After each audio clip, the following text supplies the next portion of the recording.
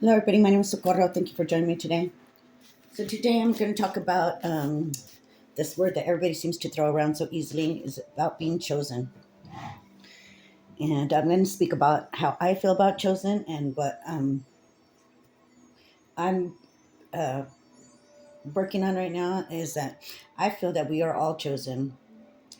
We all come here for a purpose, let's say role that we play, you know, because we all had to come down and everybody has to play one role, right? We can't all be good or we can't all be bad, or we're all here. Everybody is one.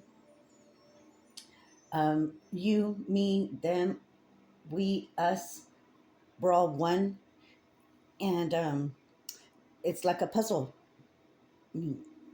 Every piece is needed to complete a puzzle. Not just the colorful pieces, but the black pieces or the sky pieces, where there's so many sky pieces, or it sort of kind of coincides, right? We're all a piece. We're all one. We're not separate. We're not, because it for the puzzle to be completed, we need every single soul that is incarnated, right? So these ideas about being chosen is being holy, or just being love, or uh, put that into like a supernatural entity, whatever you want to say. you know it doesn't fit in the chosen role, right? Or so we're all one, and if we're all one and we're all a piece and we're all important, there's no separation. It's not him or her, or good or bad. It's all one. And like I said, it's not complete, and unless we're all we all put our piece in. So no one is perfect, and don't try to be perfect, because it's it's a goal that you cannot attain. And so sometimes people say, like I said, good or bad. It's not about being good or bad. It's about, when we know that we have crossed the line, do we make amends? you know the choices that we make after we start to awaken, and we start realizing that it's not just about here on earth. It's not just about our reality that we're living as spiritual beings coming down to earth. It's about everything. Am I being spiritual? And this is when we start. No, let me exchange that. This is not when we start, because people judge people all the time, even when you're being like a demon, let's say, or an angel. We sit and we judge other people by their actions and their words, but nobody seems to realize that this is why um, it's not about good or bad. It's about the identity, who you want to be and who you want to create. Um, and this is a big reason why I didn't want to start speaking, because I didn't feel I thought that if you were chosen, or if you were leading people, that you had to be perfect, and you had to, in other words, have that title. And it's not really about that. It's about you understanding who you are. And and lots of times we don't get to even cry out to God to understand who God is, and not as the metaphoric sense as like Jesus and God above, but um, let's see, basically that there is a higher theme going on other than the reality that we're living. And the reality that we're living is meant to teach us lessons, and they put situations in front of us, so we cry out to a higher being, somebody higher. We have faith that there's somebody else running the show. And when we do that, when we cry out to God, that's when everything kicks in. That's when the supernatural kicks in. That's when we're able to see things in a more, let's say, balanced way. you know there is, because when we cry out to God, it's usually when our human or anybody will not be able to help us unless it's a supernatural force. you know and for me, that happened about 30 years old, when I was pregnant of my daughter. I knew that there was no human thing I could do or anyone else could do to change the situation that I had created. I used drugs like 8 months out of 9 months pregnant. And I don't mean just, doing it now and then. I mean practically living on drugs. And at that time, I realized that, like all of a sudden I had this clarity one day when I woke up and let me see everything exactly how it was by seeing where I was sitting, the remnants of what I had done the night before, alcohol bottles, ashtrays, food half eaten, garbage everywhere, and I was able to like see what the hell, like it sort of kind of knocked me out of my out of the, say, pattern that I was living, right? And at that time, almost 8 months pregnant, I got on my knees and I said, if you're up there, you make my baby come out okay, and I'll believe you exist. And he did. And he did. He did that. Praise God. Thank you. Hallelujah.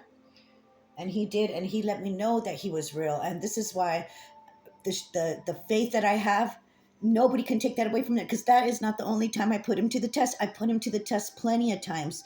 Stuff that no other person here on earth would have been able to create a miracle for me. These were my miracles. The stuff that I asked for God, I didn't ask for something that I could attain for myself. I didn't ask that anybody else could give it to me. I asked for something that was supernatural, and he performed it every single time. Every single time. And this is why my faith is so unshakable, because I know there's something higher than myself that is creating all of this. And we all see our God in a different form, a different fashion, but it's really our adolescent stage is what forms us. Like I said, I didn't believe in God because, to us, church was something that we just did. It wasn't something that our hearts were in it. We were just told to go to church, and which was a Catholic church, which we all know is really based on nothing spiritual to begin with. Um, and so I had no concept of God, but until I was in that desperate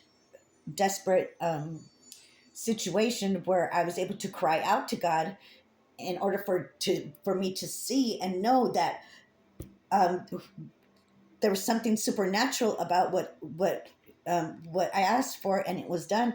That I knew that there was something else besides myself.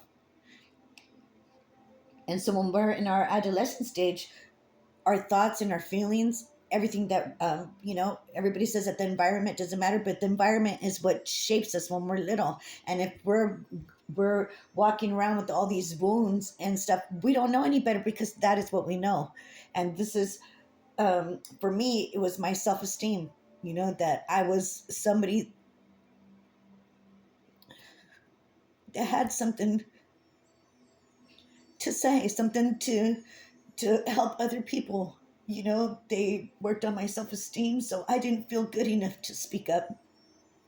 Even if they were telling me that I was chosen, even if they were telling me that I had all this, I still could not see myself in that role, because I had been so crushed in my adolescent years that I wouldn't even listen to that voice. And the lessons that I've had is me, you know, looking at the people that were creating these agendas in my life, the people who were supposed to love me, who were supposed to protect me, and then me feeling unworthy and not feeling that I deserved any better. All this stuff was, in other words, me living out, not being able to believe in myself, not being able to speak out, thinking I had anything worthwhile to say. And this is just like a vicious cycle that humanity is living from, lifetime to lifetime. How we perceive things how we are molded, and to break out of that mold is very hard. And this is why people don't want to awaken, because they have to deal with all this baggage that, you know it's painful. It's painful to deal with.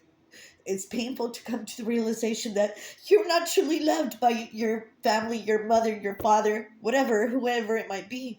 That all the people in your life are, you know, are not for your highest good or for your best interest, or even aligned with what you're aligned with, or let's say have your back, or how would we say it, like basically the people that we have in our circle, you know, who are they really? And even after we find out who are they really, am I able to be still that light to that person, that family member, that lover, the friend, spouse, boss, however you want to say?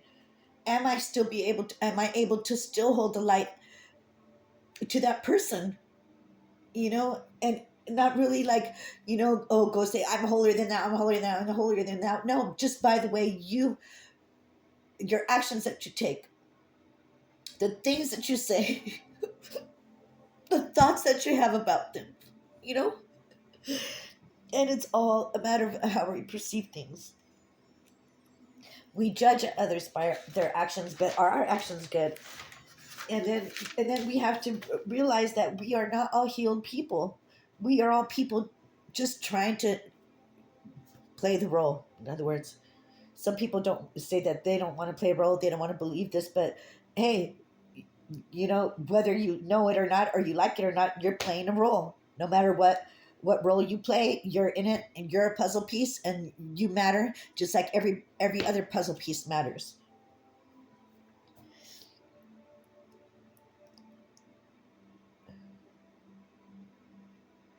It's not about good or bad.